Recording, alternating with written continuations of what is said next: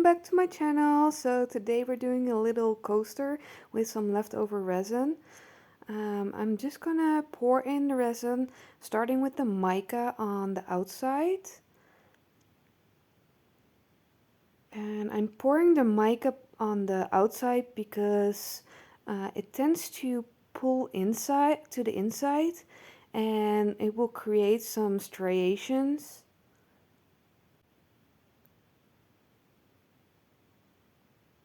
So I don't like wasting resin, and when I'm doing a really big project like I did before this pour, I try to use my leftovers in a smaller mold.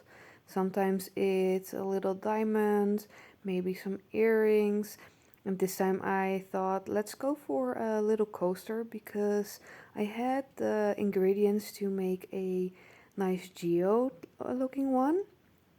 So I'm just deciding which color I want to do yet next. So I'm going for the pigment paste. This color is really opaque, but because it's quite heavy, it will drop. So it will help with creating those striations I'm looking for. So I'm just adding some clear leftover resin. The resin I used for the pour was the laminating resin from Sam. It's curing in about, I think, 8 hours, and it's a really nice resin. So I know already that I don't have enough resin to fill up the complete mold, but I don't mind. I don't need it to be doming. So I'm adding now the white pigment paste.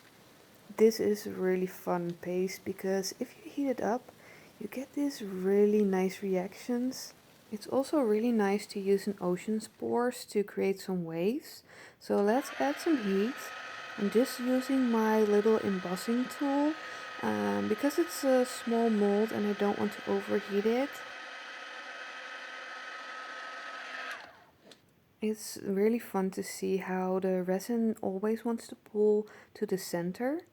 So I'm just adding my gold. This is a really fine metallic powder and it tends to float on top of the resin.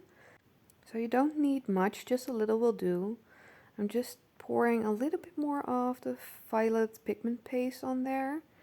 I just want to try and create some fun effects by the different densities of the pigments and the mica powder and then the gold as well, because they will all react in a different way with the heat and also inside of the resin. So some will drop, some will float, and that will create that striation I'm looking for.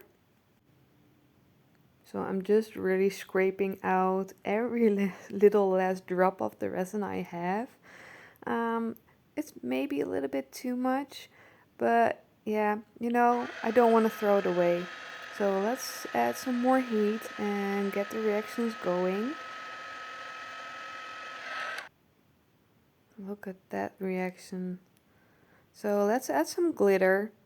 So this is one of the glitters I got in my set, and it's a really nice, I think it's iridescent purple shimmer. So it tends to reflect more blue, but I really love it. So let's push the resin out a little bit more.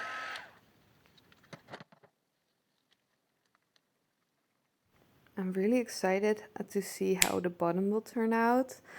Probably a lot of glitter because I'm adding way more than I normally would in these kinds of pours. So let's add the last bit of the clear resin to try and push out the colors from the center, because I really want to try and get a little bit of a transparency in the center so the light will shine through. So I used up all of my leftovers and I'm really excited to see how this turns out. So I'll see you in the morning and I can't wait to unmold it. So I'm so excited. It's unmolding time. Oh, this is the first time I'm doing this and it's so exciting. So it's fully dry. So let's just peel it off. Oh, Oh, this is going to be so satisfying. And there it is. Ooh. Like just, let's look at this side first.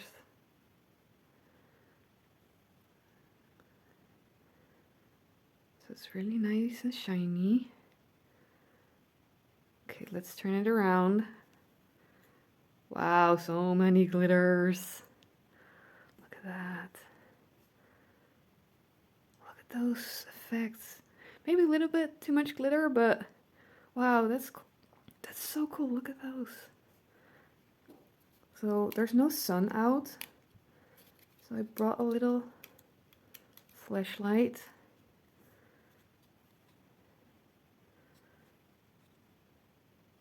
So it's a little bit see-through. Let's see what the other side does. Oh, look at that. Come on, focus.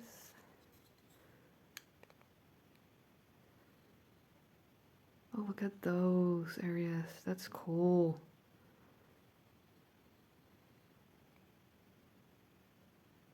Wow. Yeah, for sure I have to try this again. I really like these. There's a little bit of a lip here, but that's because I didn't fill up the mold all the way. So I thought I'd just quickly show you how I like to finish these edges, because they're really sharp. So I take my little knife and I just run it over. You could also use a Dremel or emery board. I prefer doing it with the knife because otherwise you get so much dust. And I just do that till my edge is nice and has a, like, let me show you. I just do that till it has like a 45-degree angle or a little bit rounded. So that's how I like to do my edges. So thought I'd show you. I really love how it looks. Get a little gold edge. And a little bit of the sparkle showing through. So I'm really happy with how that came out, and I'm gonna try for sure to do more of these. So thank you for watching, and I'll see you in the next one. Bye everyone!